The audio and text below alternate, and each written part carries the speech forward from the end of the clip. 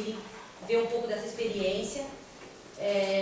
Hoje tem 2 artes educadores que trabalham comigo, aliás, que trabalham com todos, né? São integrados dentro da Clínica das Famílias e da Arte no Complexo do Alemão. E eu vou contar um pouquinho. Eu sou Cléo Lima, eu sou pedagoga em saúde. O que é uma pedagoga em saúde? Alguém sabe? Ninguém tem ideia, né? Me perguntaram isso ontem, o monitor da faculdade falou: o que é isso? Ele veio perguntar porque ficou curioso mesmo. A pedagogia em saúde ela é muito nova, como a graduação de saúde coletiva, que começou agora, a primeira turma, que antes era uma pós-graduação e agora ela é uma graduação. A pedagogia em saúde, ela é forte no Paraná, no Hospital Pequeno Príncipe, lá que começaram os estudos da pedagogia em saúde. O que faz o pedagogo em saúde? Desde uma organização de um projeto político-pedagógico voltado para a humanização, voltado para o RH, mas sempre voltado para o humano, sempre. A Cléo fez alguma coisa diferente. Eu trabalhei 9 anos em urgência e emergência, é isso mesmo. Uma pedagoga dentro da sala de uma urgência e emergência no pronto-socorro. Pronto-socorro infantil da cidade de Barueri. O que eu fazia? Eu era uma doutora borboleta. Eu fui doutora borboleta durante 9 anos.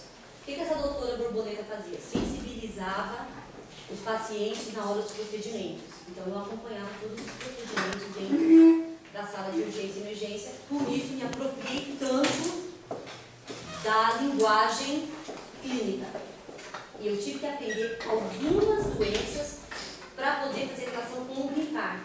E com o tempo nós começamos a descobrir coisas que aconteciam quando a criança brincava internada. E começou a me chamar a atenção, porque eu não tinha curso. Não tem curso para brinquedoteca hospitalar. A UERJ agora vai abrir alguma formação para essa área, mas ainda é muita novidade. As pessoas vão e vão aprendendo no cotidiano. Eu vou dar dois exemplos bem rápidos. A criança chegou com uma diabetes a 700 e alguma coisa, totalmente descompensada. E tomou uma insulina rápida e veio brincar. E nós começamos a brincar, e eu não tinha ainda essa atenção. E ela fez uma hipoglicemia. Ela estava com 700 e pouco, muito alto, mas muito rápido, fez o efeito da insulina e fez o efeito do queimar energia muito rápido. Então a gente descobriu que quando ela estava brincando, estava caindo a taxa de glicose dela. E aí até foi bacana porque os médicos se interessaram nessa observação. Mas por que ela fez uma hipoglicemia tão rápido? Não era para ter feito. Porque ela queimou energia muito rápido brincando. Então a gente intensivou muito rápido a brincadeira e ela foi queimando energia muito rápido. O que a gente fazia? Depois disso, antes das insulinas rápidas, o que o médico fazia? Colocava a criança para brincar primeiro. Primeiro ele brinca, a não ser que estivesse assim, ó, já entrando em risco. Mas se tinha tempo, na sala de espera, por exemplo, ou diminuía-se a dose de insulina e colocava ele para brincar. Aí automaticamente começava. E é interessante, porque daí eu tinha que ficar fazendo o quê? Pedindo o teste, o destro, enquanto ele brincava. A cada 1 hora de brincadeira eu pedia um destro, porque e o risco dele fazer a hipoglicemia, porque também a gente sabe que pode levar um coma para o diabético, eu comecei a ficar tensa na hora quando a criança diabética estava brincando. Dava 1 hora e eu ficava controlando, eu ficava olhando para ver se está tudo bem mesmo, está tudo bem mesmo. Que ao contrário disso, as pessoas falam: o diabético não pode comer doce, mas se ele faz uma crise de hipoglicemia, a primeira coisa que a mãe tem é dar uma bala para a criança ou alguma coisa doce para tentar normalizar a taxa dela. Uma dessas experiências. A outra foi uma criança cardiopata, que estava esperando uma vaga no INCOR de São Paulo e ele estava saturando muito mal, aí estabilizaram, estava no oxímetro e ele queria brincar de xadrez. Eu achei que, ok, vamos brincar de xadrez. Não tem que correr, porque ele não podia. Não tem que fazer esforço nenhum, porque ele não podia. Ah, você quer brincar do quê? De xadrez. E nós vamos brincar de xadrez. Depois de 1 hora, a criatura passou muito mal. Mas muito mal mesmo. 1 hora brincando, eu já comecei a perceber que ele estava ficando cianótico. Eu olhei para a saturação e falei: meu Deus do céu, está caindo muito rápido, já estava 40, já chamei a equipe de enfermagem e falei: ele não está bem, ele não está bem. E aí levaram ele para a sala de emergência, estabilizado, bonitinho, e eu enfiei na minha cabeça que foi xadrez. Foi xadrez, foi xadrez. E eu digo, não foi, Cleo, não foi. Até para não me deixar com sentimento de culpa. Eu falei, não, doutor, foi o xadrez. E se foi o xadrez, eu preciso saber se foi o xadrez. Porque é um cardiopata, ou seja, algumas brincadeiras já começou a chamar minha atenção para saber que não é qualquer brincadeira que eu brinco. Que eu posso brincar dependendo do que aquela criança tem, qual é o quadro clínico dela. E aí eu fui para a emergência, coloquei o xadrez de volta e falei, vamos começar a brincar. Ou seja, a ansiedade de competição, porque ele era um menino de 7 anos, extremamente competitivo, que ninguém tinha falado para mim, e nem ele estava quietinho, mas aquela ansiedade de ganhar o jogo, de ficar pensando, e ele jogava razoavelmente bem, e aí eu também tinha que ficar, uma hora ele ganha, uma hora ele perde, porque a gente vai controlando isso. Ele começou de novo, a saturação começou a cair, aí eu falei pro médico, é ou não é o xadrez?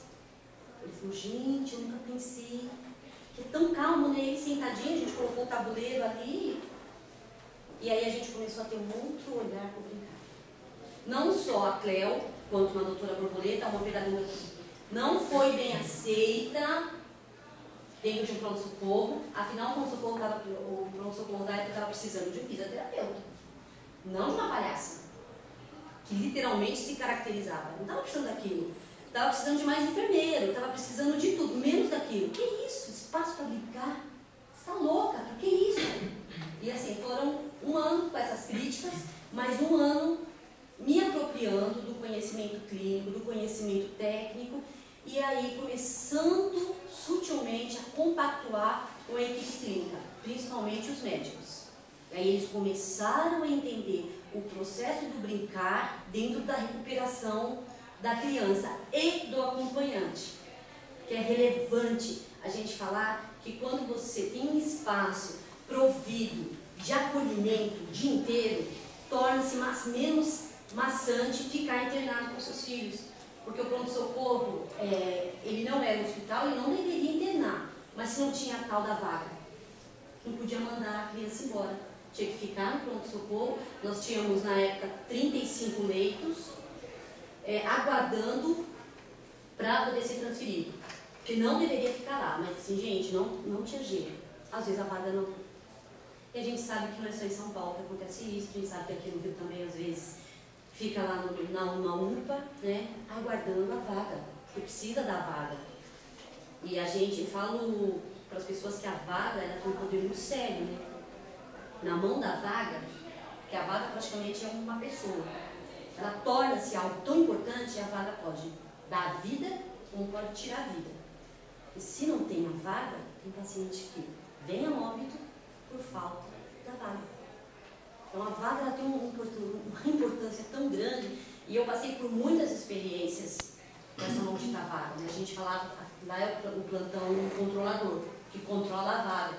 E às vezes eu falava, gente, eles descontrolam tanto a vaga, que às vezes não dá tempo. Né? Eu faço alguns relatos, eu estou lançando um livro agora em novembro, são Crônicas de uma Borboleta, e eu passei tudo isso para crônicas, e eu vou falando um pouquinho disso, um pouquinho dessa experiência, dividir em casos, né, em histórias, são verídicas, e eu cutuco muito isso mesmo. Eu cutuco aquele médico que tem, aliás, eu vou falar médico, o profissional de saúde que tem aquele olhar rápido, ele saca coisas que são primordiais para o atendimento dele. Se entra, às vezes, o que está chegando ali não é um problema, e nós vamos comunicar um pouquinho disso, nós vamos compartilhar um pouquinho disso com a experiência reduzida. Chega lá uma hipertensa e ela fica hipertensa, ela vai na unidade e não controla, e aí tem outros casos por trás dela, porque ela tem uma história muito interessante, eu gosto de exemplificar isso, e aí ela percebe, depois a gente vai perceber que por trás do problema de saúde dela, tem um problema social dela, e que está totalmente relacionado à saúde dela. É complexo a gente pensar na saúde. Como estratégia da família, então, a gente tem que pensar muito nisso, porque você vai desfragmentar totalmente seu olhar para atender essas famílias. E eu fico muito preocupada com a questão de, muitas vezes, a gente se eu sinto ainda um pouco que tudo é na mão da gente, sabe? Do ACS, a gente comunitário, e não está na mão dele, está na mão de uma equipe toda. Para mim não há diferença. Ontem eu estava dando uma palestra à tarde sobre planejamento. A comunidade não é chamada para planejamento. Então isso me preocupa. Um projeto político-pedagógico escolar, por exemplo, ele só vai dar certo quando você envolve toda a equipe, toda, mas quando eu falo toda, é toda mesmo, a limpeza, todo mundo, e para quem você está fazendo isso. Porque daí ele vai te trazer uma visão, uma panorâmica do que é aquela comunidade. Eu, quando cheguei no Complexo do Alemão, a panorâmica era horrível, né? Quase nenhum profissional estava querendo ficar no momento, e que a gente vai falar agora. E eu queria falar um pouquinho disso para vocês, quem sou eu, o que a gente faz. Começamos no Complexo do Alemão, na incursão no complexo, e aí eu não vou falar muito, eu vou mostrar isso para vocês agora. Mas antes disso, eu pediria a vocês que soltassem suas canetas, suas bolsas, nos levantassem, e a gente vai começar a fazer uma coisa que é a minha especialidade. Obrigada.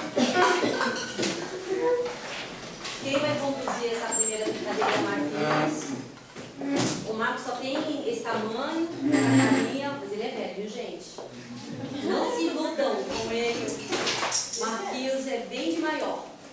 Eu lembro quando eu fiz conta com a Marquinhos, e aí eu olhei e falei, cara, mas ele é muito menino, né? Ele já tem 18 anos, e aí eu pedi o currículo, falei, nossa, a maior propaganda enganosa que eu já vi. É o Marquinhos, com a idade. E o Marquinhos ele é o mais recente na nossa equipe, lá no Zilda. Eu comecei com a Gisele, e a Gisele ela foi escolhida por um critério muito importante, porque eu queria muito colocar música. Muito. E ainda é complicado você falar de música e saúde. O que tem a ver música com saúde? Você vai trazer música para dentro de uma clínica da família? O que é isso, né? Mas foi muito bem aceito e o resultado está sendo muito bom. Acho que em todas as esferas da unidade tem sido muito bom. Eu encontrei com uma médica hoje, ela falou assim, que eu quase nem conhecia a mulher, quase até uma vergonha. Fiquei olhando para ela, ela conversando comigo com uma propriedade, eu, quem é? Aí que ela foi falar, e eu falei assim, foi interessante, né, o olhar do profissional, que às vezes a gente não sabe. Acho que vocês vão poder ver um pouquinho, eu deixei para mostrar mais para vocês. Eu preciso controlar minha língua, porque, cara, eu falo muito. A vontade de compartilhar muita coisa com vocês, mas vamos lá. Marcos, com você. Então, bom dia a todos. Bom dia. Eu sou o Marcos. Eu sou o mais novo da equipe. Eu tenho experiência, antes de vir trabalhar com a Cleo, eu trabalhava com jovens, e aí eram jovens com a intenção de colocá-los como protagonistas nas coisas sociais, na saúde. É o rap da saúde. Vamos falar da saúde, que é o Rede de Adolescentes Promotores da Saúde, e eram jovens capacitados para serem promotores de saúde nas suas comunidades.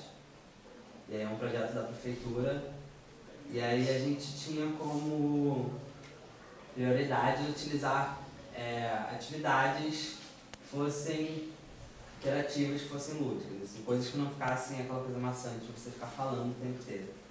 E aí a gente foi conhecendo algumas dinâmicas. Eu conheci uma, foi até há pouco tempo, e que eu vou trazer para vocês agora. Ela é uma musiquinha que tem uma coreografia, e que aí a gente vai cantando, e aí um pouco, na metade, assim, acho que logo no início vocês vão pegar. A gente vai cantar uma música, que ela vem o crocodilo, o orangotango, as duas serpentinhas, a águia real, o gato, o rato e o elefante, e não faltou ninguém. Só não se viam os dois pequenês. E a gente vai cantar essa música, fazendo as coreografias de cada animal. E aí a gente vai cantar falando todos os animais, e aí depois a gente vai tirando um animal por vez, uma coisa por vez.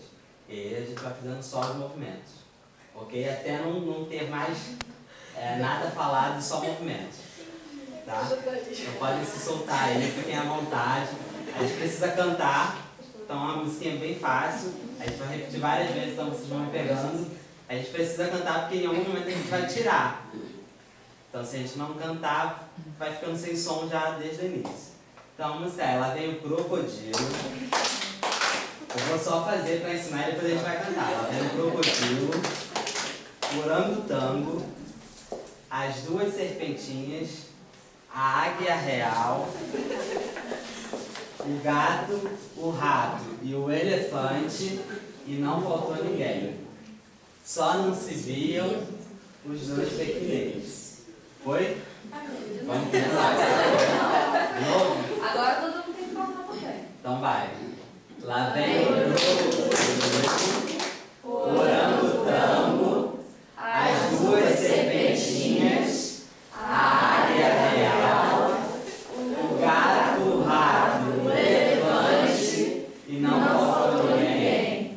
Só não se viam os dois pequeninos. Vamos lá? Vamos? Vamos lá. Então vamos lá. Lá vem o crocodilo, orangotango, as duas serpentinhas, a águia real, o gato, o rato, o elefante, não faltou ninguém. Só não se viam os dois pequeninos. Lá vem orangotango, as duas serpentinhas, a águia real, o gato, o rato e o elefante, não faltou ninguém. Só não se viam os dois pequeninos. Lá vem as duas serpentinhas, a águia real, o gato, o rato e o elefante, não faltou ninguém. Só não se viam os dois pequeninos. Lá vem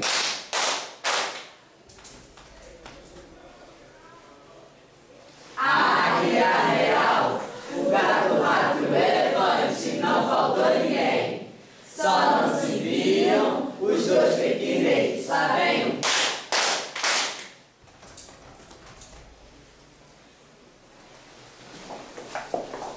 o gato, o rato e o elefante, não faltou ninguém.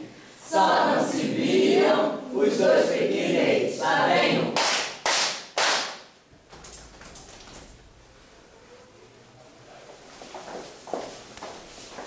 o rato, o elefante, não faltou ninguém. Só não se viam os dois pequeninos. Lá vem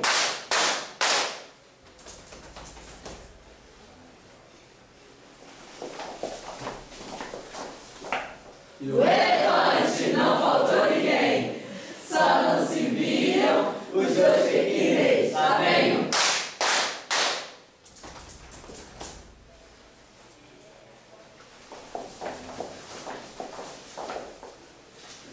e não faltou ninguém. Só não se viam os dois pequeninos. Lá vem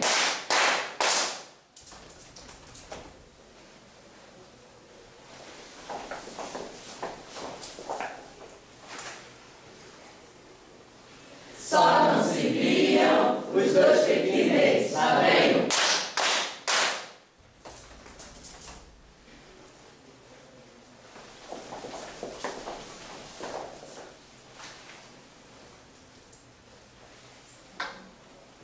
os dois pequeninos. Lá vem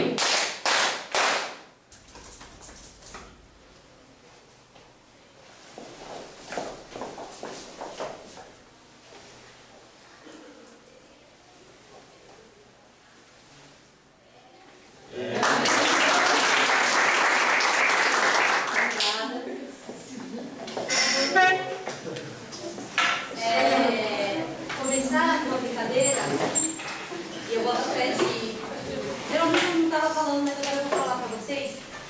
Eu estou lendo duas pesquisas, acompanhando duas pesquisas sobre o adulto que não brinca. O adulto que esquece de alimentar seu eixo lúdico. Ele tende a ser mais hipertenso, ele tende a desenvolver com mais facilidade Alzheimer. É tanta coisa quando a gente deixa o nosso lúdico num lugarzinho. Então procurem sempre dar um clique, abre a pastinha, vai lá, clica, e naquele dia que eu preciso hoje ser lúdica, preciso fazer coisas hoje que me dão prazer. O lúdico e o brincar, a diferença é justamente essa. A brincadeira, você pode brincar e não ter prazer naquilo. E o lúdico não. O lúdico é algo que te provoca prazer, que te faz querer aquilo, que você sai e fala assim, putz, foi muito bom hoje, eu aprendi uma música que não lembro mais, eu sei que faz assim, sabe? Essa coisa de que a criança, ela tem muito dela. O processo lúdico da criança, muitas vezes você vê a criança brincando com quase nada, ou ela brincando entre ela, de pega-pega, no prazer imenso, naquele brincar. Então isso que o adulto, no seu decorrer da vida, começa a colocar. Eu estou agora desenvolvendo um artigo sobre retenção lúdica. Eu fucei tanto e eu não achei nada sobre retenção lúdica. Gente, eu vou prestar atenção no que é o adulto que retém esse processo lúdico. O que está fadado a quê? Então, pensar um pouco nisso. Quanto a gente fica o dia inteiro, às vezes, no trabalho e retém o processo lúdico da vida da gente, e você termina teu dia extremamente enfadado, cansado. É tanto que quando quebra uma rotina e foi uma quebra prazerosa, você fala, pô, hoje o dia foi diferente, hoje o dia foi mais gostoso. E isso é um exercício, então a gente vai sempre estar precisando exercitar isso. Eu vou passar para vocês. O que foi? Desliga?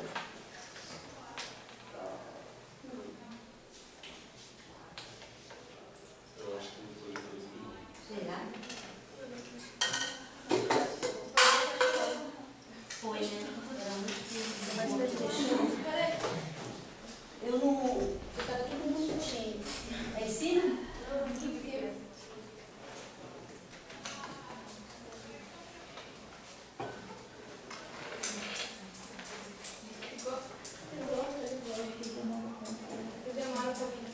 Ele está pensando, crescendo, ele está no processo lúdico também.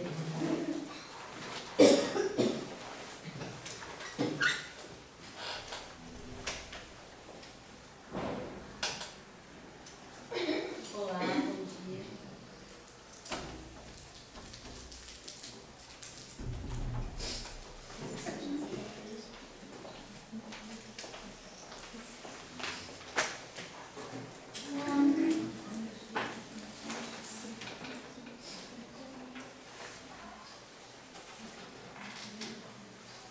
Esse foi um vídeo feito a partir de um outro vídeo, de uma apresentação que eu vou mostrar para vocês. A criatividade foi a nossa principal aliada. Nosso guia, uma espécie de lei irrevogável dentro da firma. Todas as atividades... Esse vídeo ele foi feito... Só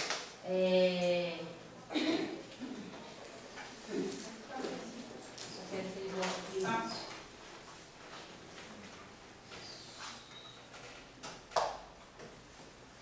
Vocês vão ver um pouquinho da história da incursão, como se deu, como aconteceu isso, para vocês entenderem um pouquinho.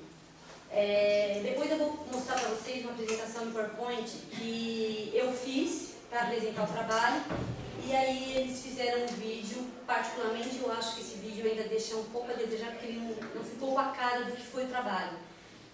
E eu gosto de fazer as duas apresentações até para vocês sentirem um pouco mais do que foi, o que aconteceu aquele dia, 26 de novembro de 2010, na incursão do Complexo Alemão, tá? A criança quer crescer, tudo quer criança parecer. Às vezes quer chegar bem lá no alto, às vezes quer saber como ser. É ruim pra filmar? Todo mundo quer saber da vida, saber pra onde vai e onde Todo mundo tá conseguindo ver?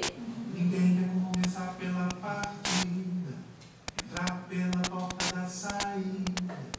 Quando o Batalhão de Operações Especiais, da Polícia Militar do Rio de Janeiro, começou, na manhã de uma sexta-feira, 26 de novembro, a histórica incursão do Complexo Alemão, na zona norte da cidade, olhos e lentes do Brasil e de todo mundo voltaram-se para a região, ultrapassando a perspectiva do combate ao tráfico, da disputa de poder entre Estado e um poder paralelo. A Prefeitura da cidade do Rio de Janeiro, por meio da Secretaria Municipal de Saúde e Defesa Civil, desencadeou planos de ações emergenciais para proporcionar acolhimento aos aos moradores da região.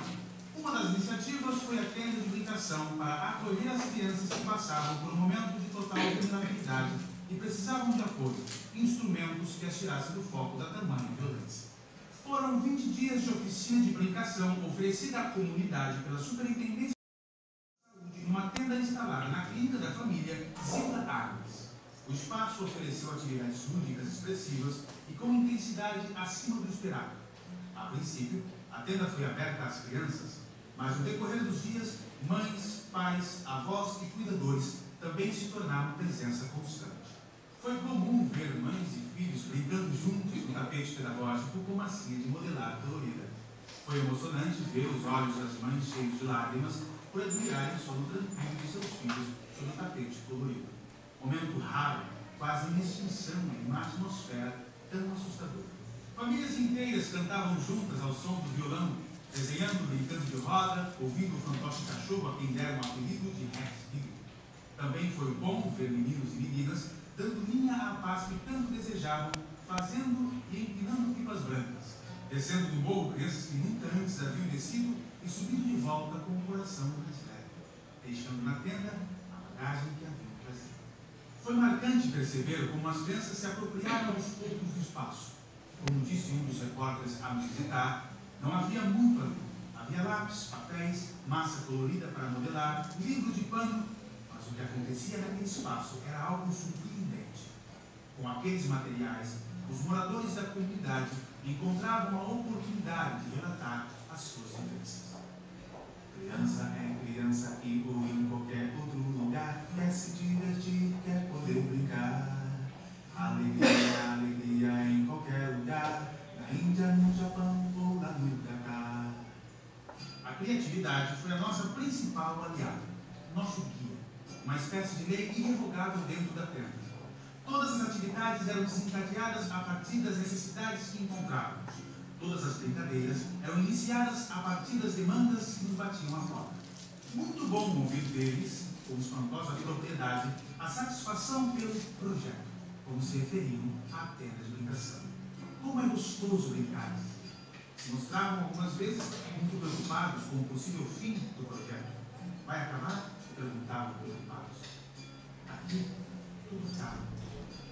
O projeto, como diziam as crianças, deu tão certo que a clínica da família Zilda Águas passou a ter um centro lúdico. Além de desenvolver atividades lúdicas, é um ponto de observação da atenção à saúde para a continuidade do cuidado. É uma atividade de acolhimento e integração da comunidade com a unidade de saúde. Desejamos profundamente que a busca pela alegria e pela paz dessas crianças não se caia, e que elas busquem com afinco desvairado e louco até encontrarem o que desejam.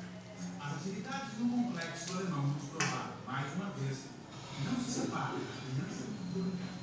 E não se pode transformá-la numa espécie de telespectador no mundo, impregnada com a preguiça que reina no sofá e exala do controle remoto, nem lambuzada com a violência dos jogos eletrônicos, nem com a violência da vida real do outro lado da porta. Uma espécie de encontro aconteceu na tenda da brincação, entre o brincar e as crianças. Por isso tudo foi tão mágico, tão profundo e transformador. Toda criança quer crescer, adulto quer criança parecer. Às vezes quer chegar lá no alto, às vezes quer saber como descer. Todo mundo quer saber da vida, saber pra onde vai e onde fica. Ninguém quer começar pela partida, entrar pela porta da saída.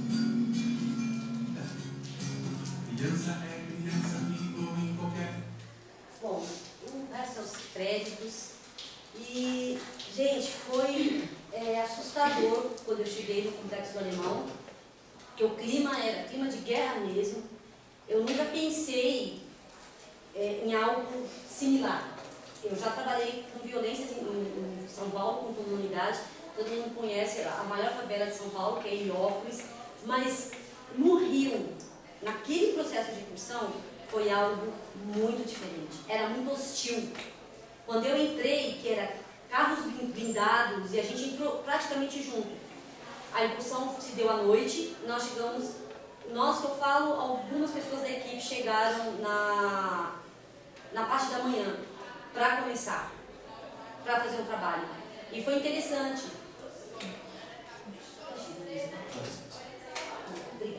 E foi interessante porque não foi um trabalho, novamente, dado crédito a ele, mas dentro de brincação, o tiro comendo solto, era isso que a gente ouvia. Gente, você não está entendendo, você não está entendendo. Eu tinha recém-chegado de São Paulo, eu falei, eu estou entendendo o que está acontecendo. Não, você não tem noção. Eu falei, eu tenho noção do que está acontecendo. Muita noção do que está acontecendo.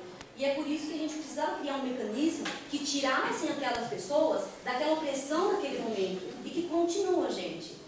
E a gente não dá para desistir e falar, pronto, fizemos aqui uma oficina e vamos embora, porque é um processo. Mas foi muito interessante, porque nós começamos com um grupinho de 17 crianças que passaram na unidade, e no final de semana nós tínhamos 80, e na outra semana nós tínhamos mais de 100, na outra semana não tinha mais espaço. A tenda era um pouco menor do que essa sala, e não tinha espaço, e aí foi a grande surpresa, porque passou a ser um lugar onde os pais vinham, e tudo começou a pipocar ali dentro. Aí começou a aparecer os casos de violência, os mais graves, como talvez alguns profissionais acham que mais simples, mas tudo foi pipocando. E aí começou a surgir os problemas que não estavam ligados somente ao processo de incursão, que foi doloroso. Quem estava lá e acompanhou sabe que a coisa foi muito além do que a mídia mostrou. E que nos preocupava. Porque, foi necessário? Foi. Melhorou a questão do poder armado? Sim, melhorou. Hoje a gente já consegue andar dentro da comunidade com mais tranquilidade do que antes, como a gente tentou visitar. Mas os problemas continuam.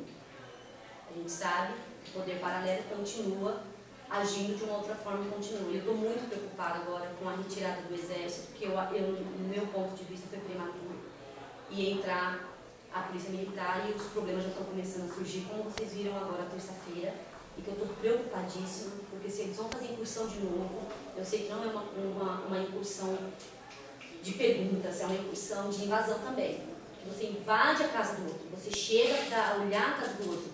Naquele processo, tinha muita gente que chegava assim, eu estou sem comida, porque toda a minha comida foi jogada no chão. Então a polícia entrava, né? Ou quem tinha que entrar, entrava, seja qual for a polícia, ou era militar, ou era BOP, ou era isso, ou era aquilo, qual força-tarefa que estava fazendo aquilo.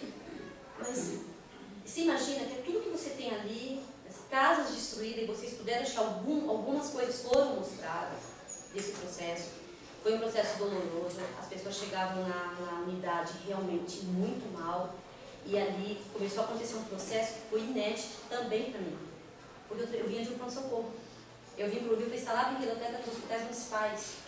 E de repente falaram, faz uma oficina lá, e eu estou até hoje. Então agora a ligação já está tão intensa que não dá mais agora para cortar. Assim. Não, agora eu vou para outra, eu deixo aqui, não dá. Então, garantir um espaço lá é fundamental. Não pense que foi fácil, porque a gente ainda continua no espaço provisório, por N questões, e questões burocráticas. Sempre a burocracia esbarrando na gente. Mas o processo continua acontecendo, mesmo em meio a um espaço improvisado. Com todas as dificuldades, a gente está conseguindo fazer um trabalho bacana. A gente está atendendo, em média, 500 e poucas crianças por mês.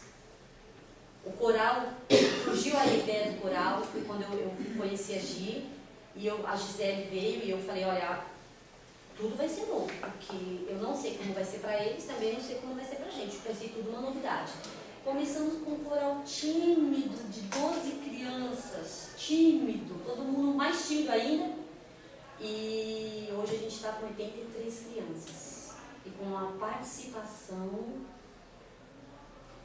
dos cuidadores. Eu costumo não falar pai, mãe, família, porque às vezes é só um cuidador, uma tia, às vezes é a avó. A avó é muito comum, a presença das avós, mas tem a presença ali daquele responsável por aquela criança. E na nossa última apresentação, que foi essa semana, na terça-feira, eu estava vendo o vídeo, não deu tempo de editar para trazer para vocês, quando eles são reconhecidos. Foi surpreso. Você vê criança pequena, nós temos 4 anos, né? Não, tem uma menorzinha agora, não tem? Ela tinha 3, mas eu fiz 4. Não, mas não é a Maiara. É Stephanie. Que a Stephanie, ela canta, tem hora que ela para, mas aí as pessoas falam assim, ah, mas tem criança que não canta. Eu falei, mas o meu processo ali não é formar um coral profissional, é a gente começar a praticar a cidadania, tirar o projeto da gaveta, sabe aqueles projetos lindos, maravilhosos? Sabe o ECA? A gente pega ele e fala, agora acontece. Então esse é o objetivo. Aquelas crianças hoje, gente, eu tenho um sentimento muito bacana, porque eu vi o crescimento, sabe? Você vai acompanhando a questão do preconceito, que não é velado. A questão étnica, racial tem que ser levada em conta nas nossas unidades, sim. Eu sinto isso. Tem crianças que não admitem e que não querem. Eu não sou negro. Mas por que eu não quero ser? Eu não quero assumir a minha cor, a minha raça. Porque as experiências que eu tenho visto não são boas. E a gente tem que pensar que o Rio de Janeiro faz 135 anos que saiu de um regime escravo. É muito pouco tempo ainda. E é uma questão de cultura, uma questão de mente mesmo, de visão. E aí trabalhar com esses conceitos hoje está sendo primordial. Eu comprar a boneca negra, e às vezes eu vou falar assim, o próprio vendedor, olha, mas eu tenho uma aqui que é linda, mas eu quero a boneca negra. Mas eu tenho uma aqui, eu falo, moço, ela também é linda. Então você vê em pequenas ações onde o preconceito está ali, incutido na gente. E eu não falo só das outras pessoas, porque é um trabalho, um exercício muito grande. Vamos pensar que a nossa heroína, que foi mostrada para o mundo inteiro como uma escrava, que foi libertada por homens brancos, e não foi por uma luta deles, do próprio negro, enquanto a gente sabe que houve um movimento, sim, do negro, para se libertar desse processo de escravidão, escravocrata. E a nossa escrava é a Isaura, que nada mais, nada menos é uma escrava branca. Mas nem isso. Então, assim, se a gente vai fazer um estudo, e eu estou fazendo um estudo com mais profundidade sobre isso, para entender o processo escravocrata do Rio de Janeiro, aqui o movimento ainda não é forte, como é em São Paulo ainda.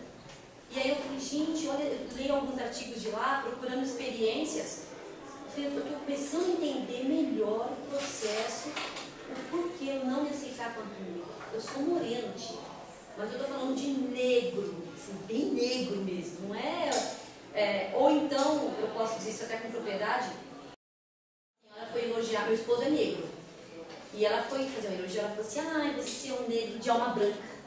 A minha tia falava isso. Um negro de alma branca, um negro de alma branca. Ele ficou parado assim, o que eu falo, Você fala para ela que você é um negro e que a sua alma é exatamente da cor da sua pele. Exatamente. Aí ela, não, meu filho. E ela ficou indignada, porque ele falou, não, a minha alma é negra também. Não é, meu filho. Não pode pensar assim. Né? E aí a gente fala, gente, está muito incutido ainda a questão do preconceito racial. Está muito incutido ainda na linguagem dos educadores quando alguns falam que vocês dessa favela não vão dar em nada. Porque isso tem, eu posso me apropriar, eu posso não me apropriar. Mas é mais fácil eu me apropriar de uma afirmação todo dia falando, você não vai ser nada, olha aí, olha isso, olha aquilo, olha o lugar que você mora. E essa afirmação contínua, você vai criar nele um empoderamento daquilo que ele não é ainda, mas ele pode formar. Você pode começar porque nós somos capazes disso. Às vezes uma palavra negativa vai sair, é um professor reforçar que minha filha, você não está entendendo. Você não vai entender isso nunca. Isso é um problema muito sério. Isso é um problema muito sério. Eu tenho exemplos, eu vou dar um exemplo de vivência. Meu filho estava fazendo o cursinho na USP, para o vestibular, e um professor falou para ele, sabe quando você vai conseguir entender física, meu filho? Nunca. Nossa, ele queria desistir. Ele falou, mãe, ele tem razão, eu não vou entender isso. Mas quem inventou isso na sua cabeça? Eu tenho certeza que você vai entender isso, porque é só física. Você só vai ter que passar em física. Se o resto você já domina, meu amigo, é só física. E esse só, eu fiquei martelando, é só física. Ah, mas você não é bom em física. Eu falei assim, olha, mas eu passei. Eu precisei do necessário para entrar, porque a cobrança é essa. Você tem que saber o mínimo daquilo para entrar. Falei, então, faça o seu mínimo. Mas você é capaz, você é capaz, você é capaz. E é isso que a gente faz hoje. A gente reforça com as nossas crianças. Vocês são capazes, vocês são capazes. No começo, eles não queriam que eu falasse que eles eram do complexo do alemão, gente. Isso já me diz muita coisa. Já é uma leitura de mundo. Não fala que a gente é do complexo do alemão. Algumas mães também pediram. Não fala para mim que a gente é do complexo do alemão, não. Aí o povo já vai... Acho que eles nem vão assistir a gente. A primeira eu falei, ok, eu acho que vocês têm uma decisão, uma escolha, ok. Então vamos falar aqui da clínica da família, ok. Foi no Rede Unida, primeira apresentação, o encontro da rede. A segunda grande foi o UERJ. Na UERJ mudou tudo. Na UERJ mudou tudo para eles. Eles pisaram dentro de uma universidade, trouxe outro símbolo. Porque vieram perguntar o que é aquilo. Aqui é uma faculdade. Nós vamos cantar na faculdade? Nós vamos cantar na faculdade. E aquela euforia dessa faculdade, foram 350 pessoas, quando terminou, eles foram aplaudidos de pé, começaram a chorar na coxia. Algumas das crianças se encheu tanto, se apropriou, pegou, eu posso, nós somos, é isso mesmo, eu reforço, vocês são lindos, vocês são inteligentes, vocês podem. Eu pego referência. Hoje, a presidente da Petrobras, ela nasceu aonde? No Complexo do Alemão. Eu tenho que reforçar esses ícones de referência para essa comunidade que se acham já que não tem valor. A gente tem que ficar aqui mesmo, aqui é o nosso lugar. Então, hoje a gente encara outro processo. Hoje eles já não vão chegar aqui tímidos, não tenha dúvida. Hoje já chegam, nós vamos nos apresentar, onde que é, como que é o espaço, já todo mundo já está, né? Nós somos a estrela no momento, sinto muito, mas assim, são coisas que eu preciso que eles cultivem na vida deles. Eu tenho certeza que esses 83, mais essas mães e mais todo mundo, mais todas as crianças, todos os pais que passam pelo espaço lúdico, vão sair de alguma forma afetados, porque eu estou aqui para afetar vocês hoje. Eu espero que vocês saiam daqui assim, um monte de coisa assim na cabeça, pensando o que isso pode influenciar na minha vida, influenciar na minha metodologia de trabalho, no meu trabalho, na minha família. Pat Adams fala muito isso. Afetem. E é difícil afetar o outro, né? Você afetar o outro, fazer o outro parar às vezes, ou pelo menos afete o outro para dar um sorriso no dia. Eu não posso ficar nem muito séria. Às vezes, se eu estou fazendo alguma coisa que me requer muita concentração na secretaria, ou eu já acho que eu estou doente. Você está doente? Não, gente, eu estou fazendo tão quietinha. Que não dá, eu estou me concentrando, eu preciso. Mas, e não é de bagunça, não, mas é de uma atenção, de uma escuta. Quando eu entrei no meu setor, eu percebi duas pessoas que viviam muito oprimidas. Aí elas separam postais, são duas senhoras já na fase de se aposentar, que não querem se aposentar. E aí eu comecei a conhecê-las. E hoje a equipe se deu conta de que elas existem. Gente, elas estavam ali quase como seres invisíveis. As pessoas não as veem. Né? A moça que fica trabalhando de costa pra gente, 2 anos e o povo ainda não sabia, algumas pessoas ainda não sabiam o nome dela. Então isso pra mim é incompreensível. Não dá, eu não consigo aceitar isso tão fácil. Quem é essa pessoa que está trabalhando aqui comigo? Aí eu fui descobrir uma pessoa super bacana e que hoje muito inteligente. Poderia ter ajudado muita gente lá. Ainda mais no domínio tecnológico, né, que nem todo mundo domina bem o seu computador, a sua ferramenta, que é uma ferramenta que todo dia muda, não é fácil, e que estava ali. Então, às vezes você está numa equipe e você não sabe quem é cada um daquela equipe. Eu preciso conhecer um pouco cada um dessa equipe. Eu preciso saber algumas coisas da Gisele. Eu preciso saber onde estão os pontos fracos, como vocês também. E o ponto fraco que eu falo é sensível. Né? Porque às vezes você fala, caraca, eu não posso falar de determinado jeito com essa pessoa, porque ela já... Eu não posso falar de determinado jeito com aquela outra. Então, nós somos pessoas subjetivas. E a gente carrega um monte de coisa dentro da gente. A gente carrega aquele lado oculto que às vezes você explode todo mundo falar, nossa, fulano hoje se revelou, né? E não é que se revelou, porque, cara, todo mundo o tempo inteiro e ninguém é malvado o tempo inteiro. Mas tem uma hora que você vem e fala assim, gente, eu não... Foi na terça-feira que eu estava mal-humorada. Eu falei, gente, eu estou de mau humor. Todo mundo falou, você está de mau humor? Eu falei, mas o meu mau humor continua sendo ainda, sempre cutucando um. Amo colocar apelidos nas pessoas, mas apelidos bacanas. Então a gente tem o Barack Obama na nossa coordenação, que nós somos chique. O Obama parece com o Obama mesmo. Nós temos o Obama, a Michelle, que por sinal parece com a Michelle mesmo, e eu sou a Hillary. Porque como eu coloquei apelido em todo mundo, aí eles também falaram, não, você é a Hillary. Eu falei, ok, então eu vou fazer as questões internacionais comigo. Né? Mas torna o ambiente mais gostoso, mais afável. Então é gostoso, mesmo na hora da confusão, na hora do vamos ter que correr, vamos ter que fazer isso, vamos ter que fazer aquilo, é relatório, é isso, mas torna-se uma coisa mais leve. Né? Eu entrei no setor esses dias e quando eu chego eu sempre já vou entrando, bom dia gente bonita.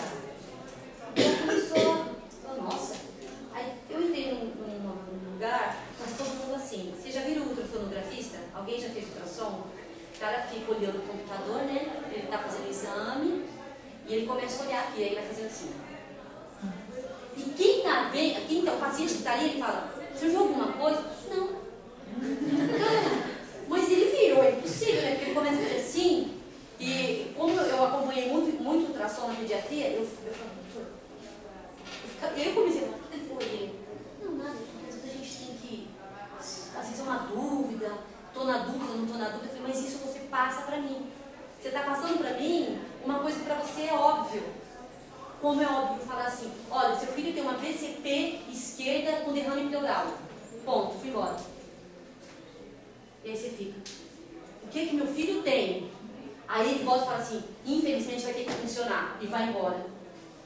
Você fala, meu Deus, meu filho tem uma BCP, tudo bem, uma pneumonia, que pra mim era mais fácil de falar, seu filho tem uma pneumonia, já é uma coisa que as pessoas conhecem mais, mas ele tem uma BCP, então não é mais pneumonia.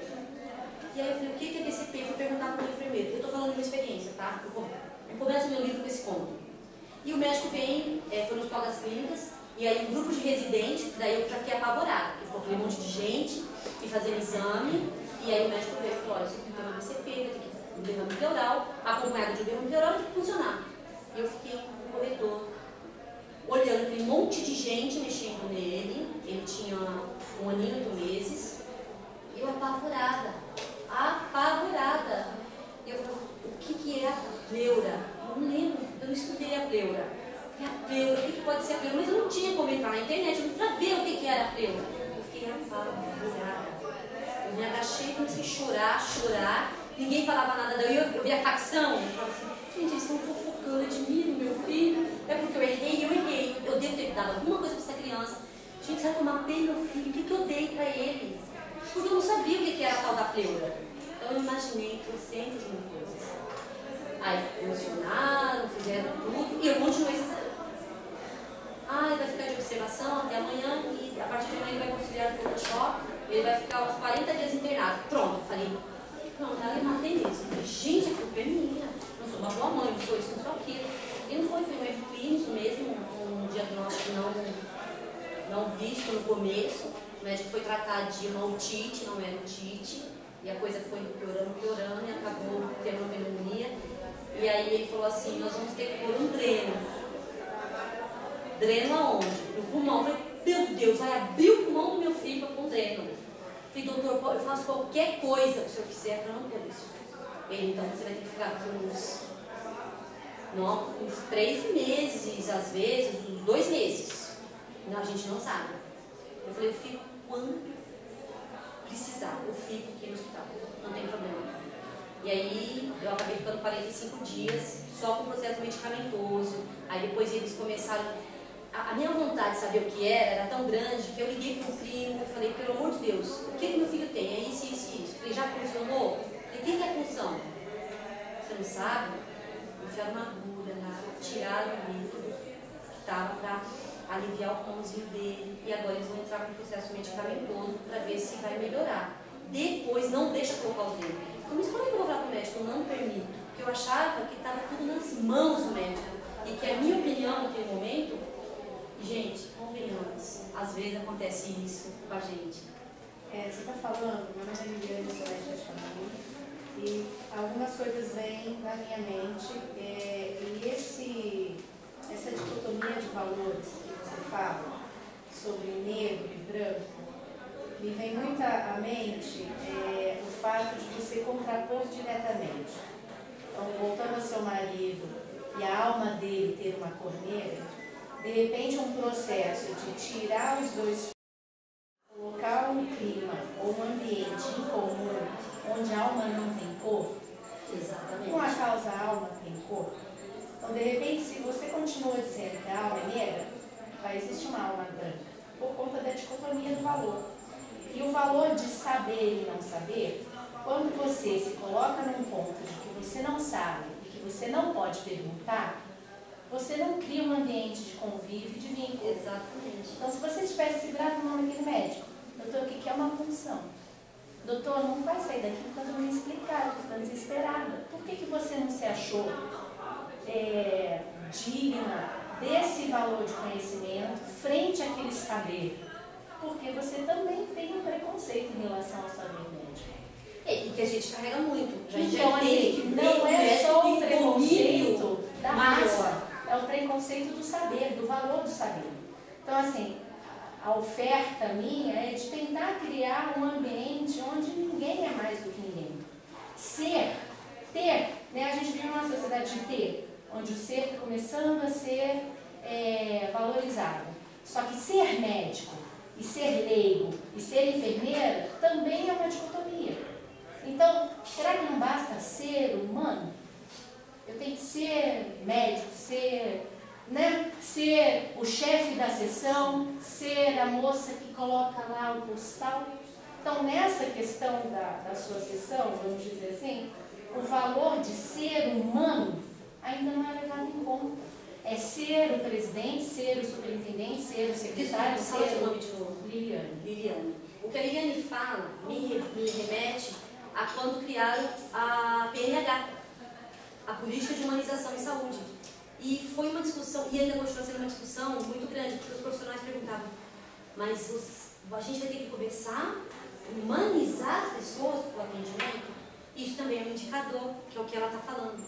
Eu, por ser leiga, totalmente leiga, e achando que, bom, eles vão salvar meu filho, e eu queria que eles salvassem meu filho, então eu tinha que ficar com todas as minhas angústias, e hoje talvez não. Hoje eu já quero saber o que Mas existe a outra angústia. Eu tenho que salvar essa criança. Exatamente. A angústia do lado de cá é igual. Então existe algo em comum. E existe esse ambiente de contato, que não é não saber e saber, mas é da angústia, do sentimento. E aí, olha, Liliane, o que Liliane está falando me remete ao quê? Como foi importante o meu papel como pegadora de um pronto-socorro.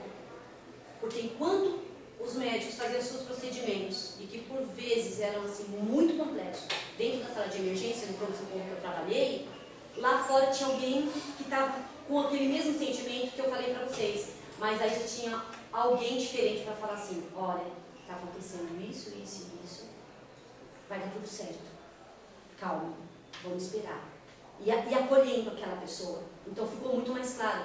E a minha linguagem, e eu não critico não, porque o médico tem a linguagem clínica dele, que ele empoderou e que para ele é mais rápido até ele me explicar. Mas eu me empoderei. Porque diminui a angústia. Isso. Que a gente dá a noção, médica, né, eu médica, dá a noção àquele paciente de que o filho dela pode ter um risco de morrer. É muito angustiante. Então a gente, né, cria uma certa proteção, que pode ser até o vocabulário, ou, né, o empoderamento do saber, e a BCP, tchau, vai ter que funcionar. Não sei E que aí é subjetivo, porque eu conheço vários profissionais da saúde que são maravilhosos no sentido de chegar e acolher, explicar de uma forma que não vai te criar esse medo, mas também conheço profissional de saúde que é quase uma parede, já chega e dá aquela explicação.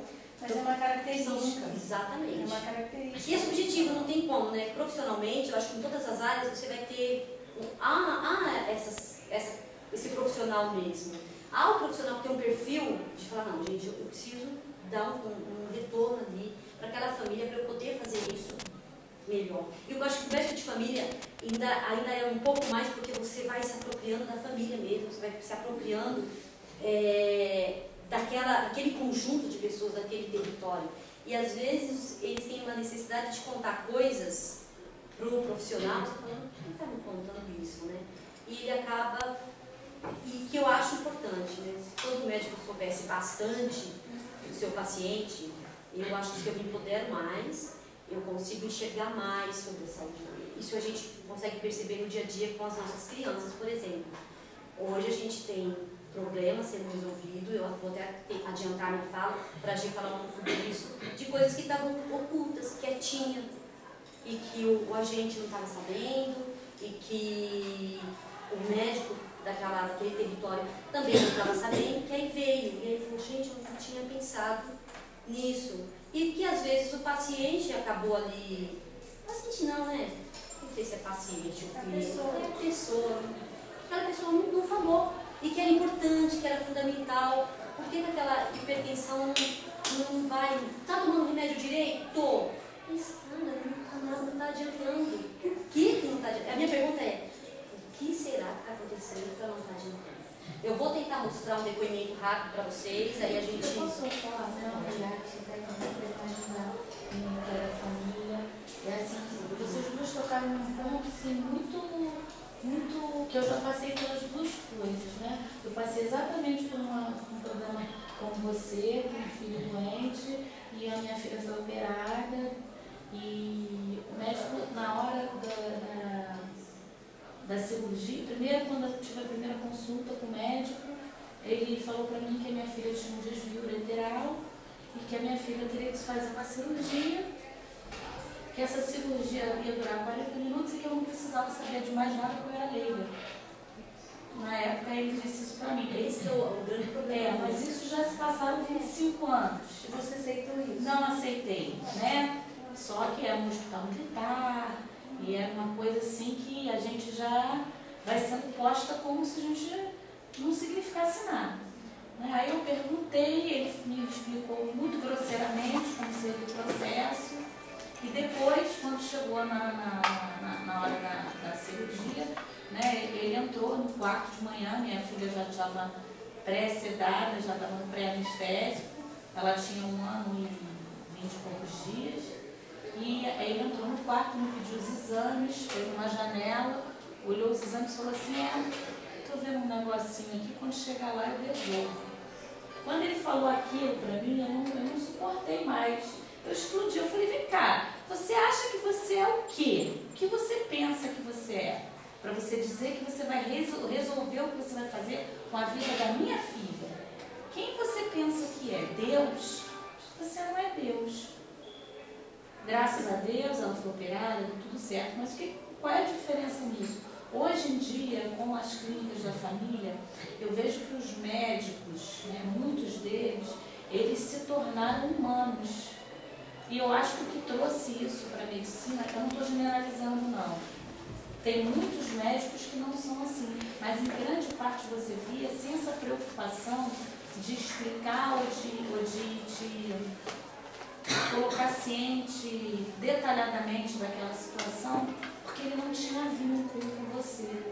Então ele ia te ver naquela emergência, naquele momento, ele ia embora, você ia para sua casa e provavelmente você nunca mais o veria. Com a criação do médico de família, eu acho que ele se sente responsabilizado em ter uma atitude diferente, porque ele vai ver aquela pessoa pelo menos 2 em 2 meses, sempre ele vai estar com aquela pessoa. Então eu acho que isso humanizou a medicina. Eu acho que a gente precisa humanizar o paciente também. Da mesma forma que você explodiu, você estava mostrando uma forma de ser humano. Sim. Da mesma forma que o médico foi grosseiro com você, ele também foi humano. Eu acho que a palavra é mal aplicada. Todos somos seres humanos, com defeitos, com qualidades, com comportamentos inadequados nos momentos, adequados em outros, mas todos somos humanos. A questão é a relação entre o ser humano, a relação interpessoal.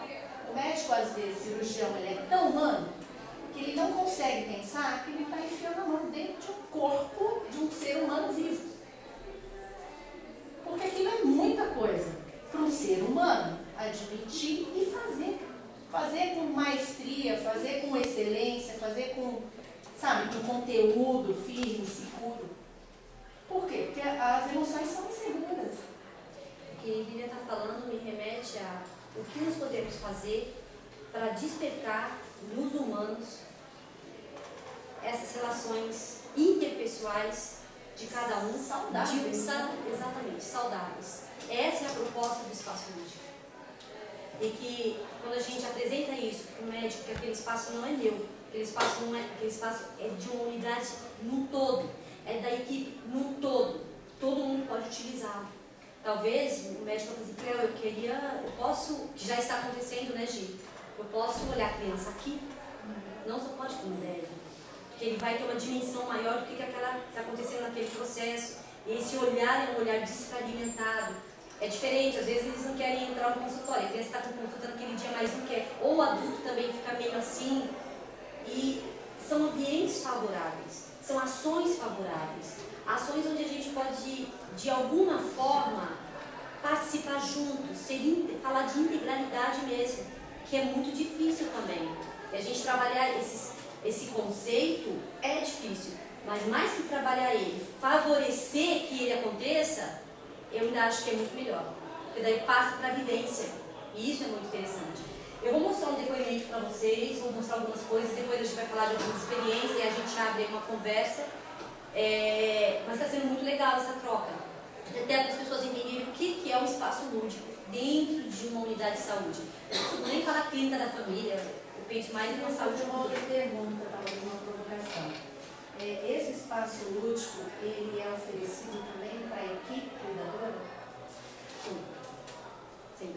E é uma das dificuldades que eles têm, de não poder usar o equipamento, não poder usar o espaço. Não poder no sentido do tempo, que às vezes eles até querem, você vê eles parando.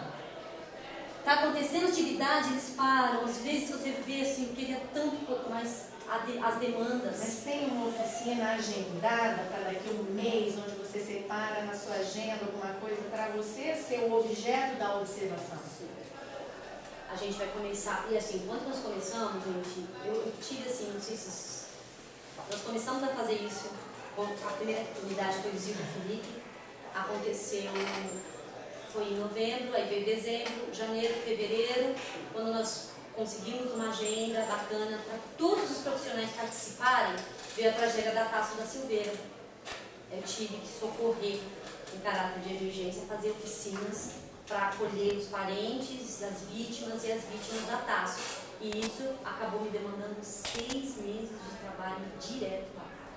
Eu não pude sair para mais nada, o objetivo foi a Tasso. Realmente eu sei que precisava, foi muito bom, mas também não só por ordens, tinha que dar um acolhimento, porque a violência lá foi uma outra violência, né? Ela estava quieta, velada e explodiu, né? Daquele rapaz, ninguém esperava que ia acontecer aquilo, como ninguém esperava esse massacre agora nos Estados Unidos, esse menino que entrou no cinema, esse rapaz que entrou no cinema e fez o que fez, enfim, e aí acabou nos atrapalhando nessa agenda. Então, sentamos agora, eu preciso retomar, porque eu estou vendo através dos passeios, eu percebo a passagem. Esses dias eu falei, gente, eu acho que eu estou começando a entender melhor por que os profissionais gostam tanto de passar por uma porta que a gente fica lutando para tentar manter fechada, e agora nós arrumamos um esquema, porque como o espaço é provisório, ele está no corredor de passagem ainda, e aí nós arrumamos um caminho, está dando certo agora, o Gil e o Marquinhos pensaram uma estratégia, e está dando certo. Mas eu percebo que muita gente passa ali. E, gente, não é só para cortar o caminho. Porque são pequenos momentos que trazem outra coisa para eles, outros símbolos, talvez um alívio, talvez a música que está tocando, aquelas crianças que estão brincando. Então é muito comum eu perceber isso me diz coisa. Quando está rolando alguma... Quando está ensaio do coral, todo mundo... O corpo começa a pular, fala que está acontecendo coisas. Gente, mas é que nós não somos preparados para isso. Nós estamos preparados, eu sou dentista, nós estamos preparados para sermos sérios. Eu acho que também tem isso. A gente é preparado para ser, você acaba sendo sério, né? E quando a gente vai trabalhar em saúde da família, e você se despoja um pouco disso, e você se interage com a comunidade, as pessoas olham para você e falam assim, nossa, você é tão diferente, você é tão... Então, eu acho que é isso, porque a gente também tem vontade, mas o poder, né? A posição, né, de você ser um doutor, né, faz que você tem que ser firme, não é assim, nós somos humanos. Deixa eu dar um exemplo para vocês, que é uma prática que eu tenho, que eu acho que é muito interessante. Vocês chegam com seus filhos lá no meu consultório e eu digo para vocês, assim, bom, então acontece que o seu filho vai ter que tomar um antibiótico. Você gostaria de dar uma bezetacil ou você gostaria de dar uma cefalexina? A bezetacil é uma injeção que a gente dá nele agora e ele vai fazer um efeito daqui a 3 dias. A cefalexina é uma medicação oral que você vai dar 4 vezes no dia durante 7 dias. Eu posso sugerir a opção que elas vão escolher? Eu estou perguntando para você e para você. Eu acho que elas vão escolher a bezetacil. Você. Eu escolheria a bezetacil porque o meu filho, Eu escolheria a cefalexina. ele não suporta tomar remédio. Então, eu acho que eu ia... Mas assim, suporta. todos os médicos na vida de vocês deram Não, opção não para deram. vocês. Não deram. Ah, não, isso não existe. Não deve. Então, a primeira coisa, Não qual é a pergunta de vocês para mim? O que você acha melhor? Talvez eu não perguntaria. Se você me deu opção, eu falo, doutora, eu prefiro que você passe a cefalexina e os horários para eu poder dar. Você Mas talvez perguntaria, tem alguma outra opção? Será que eu posso tratar com homeopatia? Será que eu posso tratar com acupuntura? Será que eu posso tratar com aromaterapia? Será? Não, eu já estou eu- dando uma oportunidade de você participar e se corresponsabilizar pelo tratamento do seu filho, que normalmente não se faz. Normalmente o que eu tenho de resposta no consultório é assim, a senhora que sabe, doutora, a senhora que é a médica. Eu falei assim, mas você que sabe, é você que vai ter que dar para ele. Talvez hoje eu perguntaria diferente, pensando nesse aspecto do que eu sei hoje sobre homeopatia, do que eu sei hoje sobre práticas integrativas. Talvez eu te perguntaria, temos alguma... Não sei, uma cirurgia espiritual. Não sei. Eu estou assim, ampliando a gama de tratamento. Talvez eu perguntaria, mas a princípio, assim, eu sempre falava para os médicos, de pronto-socorro, gente, eu nunca vi como gostar tanto de injeção na minha vida. Eu não falava, não, eu bezetacil que é rápido. Mas sabe o que é? Pronto, socorro. E aí, alguns médicos falavam, não, eu não... Algumas chegam a pedir, né? Eu quero que dê injeção. Não vou dar injeção. Por 14 injeções, é uma pneumonia, né? Então, a gente ficava às vezes, caracas, e mesmo assim ficava. São uma série de valores que estão aí para a gente repensar, gente. Eu acho que é muito bom se reconstruir. Né? Desconstruir para reconstruir faz parte do nosso dia a dia, faz parte do nosso cotidiano. E é isso que a gente tem buscado, é isso que a gente tem alertado. Como eu posso usar um espaço que parece ser tão simples, mas que ele é tão amplo dentro de um espaço de saúde? Porque uma coisa é discutir a doença e outra coisa é falar de saúde. E geralmente a nossa população ainda está focada na doença, ela não está focada na saúde. Eu vou no dentista quando já não tem jeito, eu não vou para prevenir aquilo, é quando já acabou, não tem mais jeito. Você trazer as crianças. Hoje a gente consegue trazer, né, mas a gente consegue trazer os bebês em 15 dias, a gente já começa a trazer eles para o consultório, né? A mãe até acha engraçado, né? Mas a gente faz aquele exame, conversa com a mãe e vai fazendo esse tratamento e a gente começa a ter retorno. Ela já me falou algo que me chama a atenção, as mães já acham, pra que isso, né? Porque não está acostumado a pensar na promoção da saúde. Não, se der algum problema, eu levo. Não, é para não dar problema que é o interessante. Então, a gente trabalhar na vertente de promoção de saúde é um conceito novo ainda. A gente, na verdade, trabalha nas duas pontas, né? A gente faz curativa com esses bebês, né? A gente está começando a trazer. Eu acho muito interessante, nós tivemos, recentemente, a gente foi fazer uma oficina lá no Silva, foi durante a semana, né, Gi? E aí nós reunimos as crianças e fomos cantando até a porta do dentista, porque ela falou assim, Andréia, né, dela? Andréia falou pra ela, a gente queria fazer escovação. Ela falou, olha, tem dia que é uma luta para trazer eles aqui. A gente estava com um grupão, uns 50 e poucos que estavam lá. Ah, era mais ou menos isso. E aí eu falei, vamos fazer? Vamos. Sabe o que nós estamos fazendo na porta do escovódromo lá?